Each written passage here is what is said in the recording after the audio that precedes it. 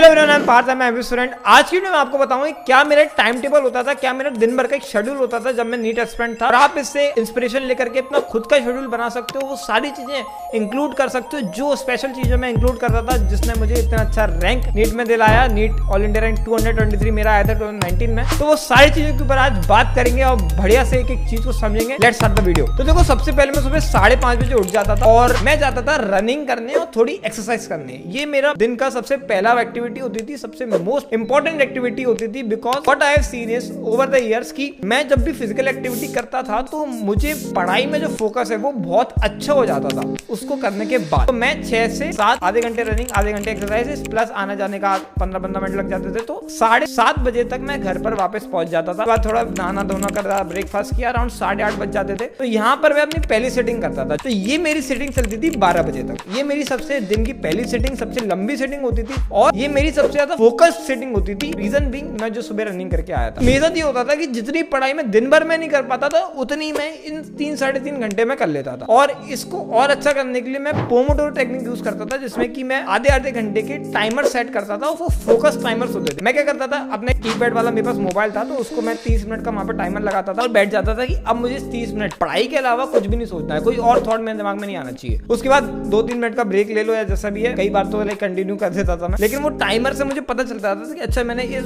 आधे घंटे में क्या किया। मैं ऐसा भी करता था कि जैसे मैं कुछ क्वेश्चन सॉल्व कर रहा हूं तो मैं पहले आधे घंटे में मैंने 15 क्वेश्चन सॉल्व कर दिए। अब मेरा टारगेट रहता था कि अगले आधे घंटे में को 16 करने, 17 करने। तो ऐसे मैं खुद के साथ कंप्लीट करता था, क्योंकि बहुत ज्यादा फन वे भी होता था पढ़ने का, लाइक मजा भी आता था और पढ़ाई भी अच्छी होती थी। 12 बजे के बाद मैं लंच करने जाता था, मम्मी मुझे बुला लेती थी खाने के लिए और मैं अराउंड थोड़ा सा ब्रेक भी ले लेता था। 1 बजे फिर से पढ़ने बैठ जाता था। 1 से 3:30 तक ये मेरी सेकंड सीटिंग होती थी। ये उतनी फोकस मैं नहीं बनाता था, थोड़ा फ्री रहता था, बढ़िया से पढ़ रहे हैं। इसके बाद मेरे को कोचिंग जाना होता था। 4 से 7:15 तक मेरी कोचिंग होती थी, मैं उसके लिए निकल जाता था। 7:15 जब एंड हो जाती थी कोचिंग के क्लास, उसके बाद मैं डाउट पूछता था। अराउंड 15 से 30 मिनट तक मेरे को डाउट में लग जाते थे। और ये बहुत इंपॉर्टेंट चीज है कि तुम्हें डाउट जितना हो सके उतना पूछना चाहिए। बिल्कुल भी शर्माओ मत टीचर के सामने कि ये मेरा मजाक उड़ाएंगे कि यार इतना छोटी सी चीज, इतनी सिंपल सी चीज तुम्हें नहीं आती, तुमने इस टीचर को पैसे दिए हैं पढ़ाने के, उस चीज को यूटिलाइज करो। आगे जब जाओगे तुम्हें पता चलेगा the only thing which matter is your result. अगर तुम रिजल्ट अच्छा लेकर के आओगे, वही टीचर तुम्हारा मजाक बना रहा था कल को तुम्हें माला पहनाएगा, तुम्हारी तारीफ करेगा सबके सामने। पीपल पूरे चेंज हो जाते हैं जब तुम रिजल्ट लेकर के आते हो, और वही रिजल्ट मैटर करेगा अगले 60 साल तुम्हारी जिंदगी भर की। जहां तुमने नीट निकाला था उसका तुम प्राउड होगे। अभी जो भी है, कोई भी मजाक उड़ा रहा है उसको दिमाग में मत लिया करो। इसके बाद घर लौटा था अराउंड 8 बजे तक। इसके बाद मैं खाना खाने बैठ जाता था। 8:30 बजे मैं फिर से पढ़ने बैठ जाता था। ये मेरी थर्ड सीटिंग होती थी और ये मेरी चलती थी 10, 10:30, कभी कभी 11। अगर ज्यादा इंटरेस्ट आ रहा है पढ़ाई में तो 11 बजे तक खींच लेता था मैं इसको। तो ये मेरी लाइक सबसे छोटी सीटिंग होती थी, वो 1.5-2 घंटे के आसपास सीटिंग होती थी। और जो भी मैंने कोचिंग में मेरे को पढ़ाया गया उसको मैं एक बार ना आके देख लेता था। तो ये बहुत अच्छा रहता था। क्या होता है कि कोचिंग में जो पढ़ा है उससे अगर हम रिवाइज ना करें तो वो 0 हो जाता है वो चीज। वो फिर तुम्हें फिर से नया सा पढ़ना होता है। तो अगर तुम एक बार देख लोगे तो तुम्हारे माइंड में लॉन्ग टर्म मेमोरी में वो थोड़ा सा चले जाता है। तो ये चीज बहुत इंपॉर्टेंट है। इसके बाद वही मैं सो जाता था 10:30 के आसपास और सुबह 5:30 बजे उठ जाता था। मैं ये मानता हूँ कि एक स्टूडेंट के लिए 7 से 8 घंटा sleep is very much necessary.